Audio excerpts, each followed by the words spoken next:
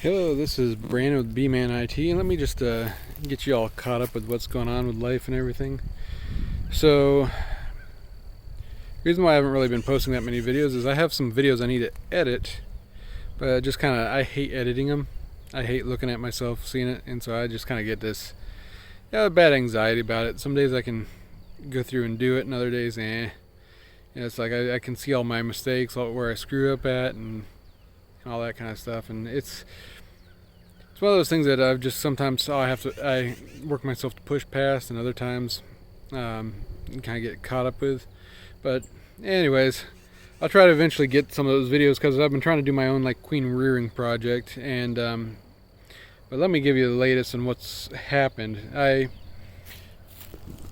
have this colony here, and I used to have a nuke right there, which earlier today I got rid of the nuke and I'm merging it. As you can see, I put paper between the two, put a couple slits in the paper, and that way the bees can just kind of slowly chew away the paper and get used to each other. But my nuke had a queen in it.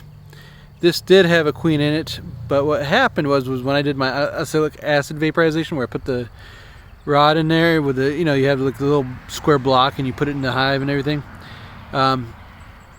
I pulled it out and I looked at it and I was like, that looks like a queen bee in there. And sure enough, I'm not finding any queen in there. So I just was like, I have a queen over here in a weaker colony. I might as well just merge the two. That way, to limit the stress on the bees. I mean, they've been stressed enough, especially in this hive here. So I'm trying to get them going, but I also gave them some brood as well, and there's a couple queen cups I see in there where they're working to possibly rear their own queen. So we'll see what happens.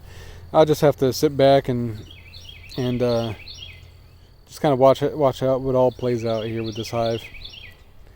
But on a different note, I have my bigger hive over here. I just went ahead. We do have a nectar flow going on right now. And when I went into this hive earlier today, if there wasn't a brood in a cell, they were putting nectar in it. Tons. It was just getting packed. So this down here in the bottom is basically honey bound, essentially nectar / pollen bound already, and without a queen. So this has a lot of foundation in it. So hopefully I can make this the brood box, and then later on I can switch the two around. We'll see how that plays out though. But I have one of these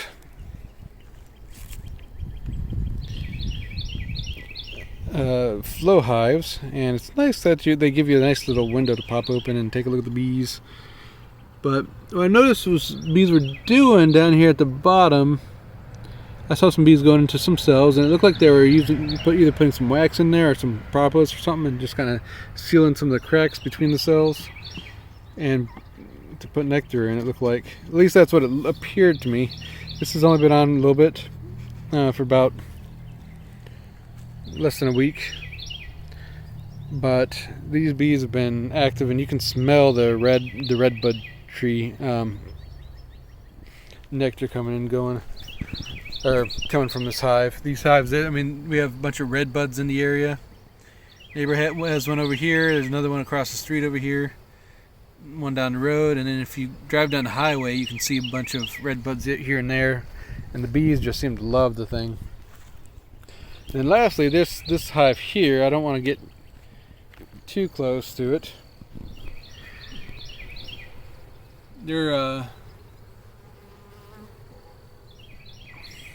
It's a swarm I caught from my club apiary.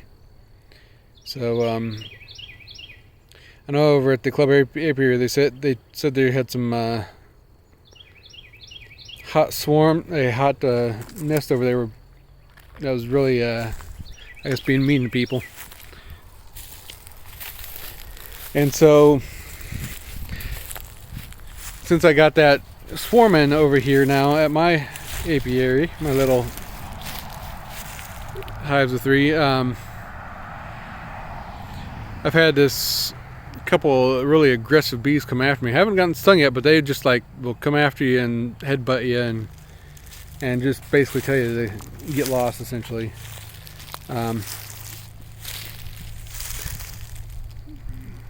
So I'm half tempted to just requeen that one with a gentler breed, just to be sure I'm dealing with gentler bees, because these other two hives, I could just stand next to them all day, sit next to them. I mean, I've sat next to my big hive here for about a good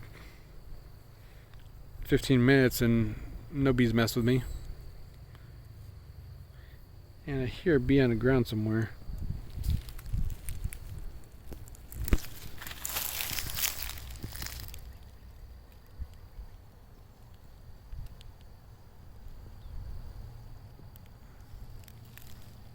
Oh, there it is.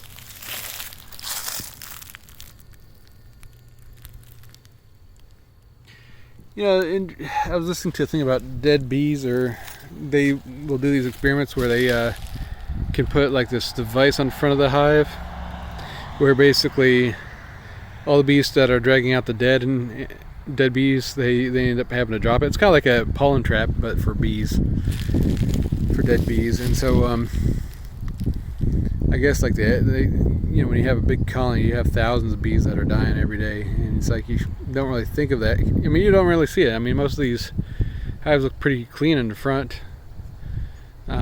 You don't really think thousands are dying every day, but they do.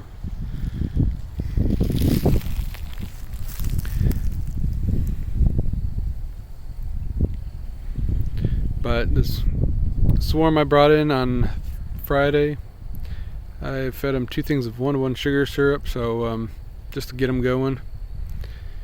They had a frame of drawn foundation, some drawn foundation in there. So hopefully, I'm probably going to go in there probably Thursday or Friday, depending on life circumstances, and see how they are, and maybe get a better idea of their aggressiveness. So, but I mean, I just don't like aggressive bees, or if they come after you just by walking near their hive. I just want to be able to come out here, watch, see what's coming and going, and enjoy them. But anyways, I'm pretty sure the bees don't like coronavirus, because it means that I'm out here watching them and bugging them a little bit more. Probably means I need more beehives to bother. But anyways, you all have a good one. Be healthy, be safe, and feel free to join the channel if you want to try to follow my adventure here. Y'all have a good one.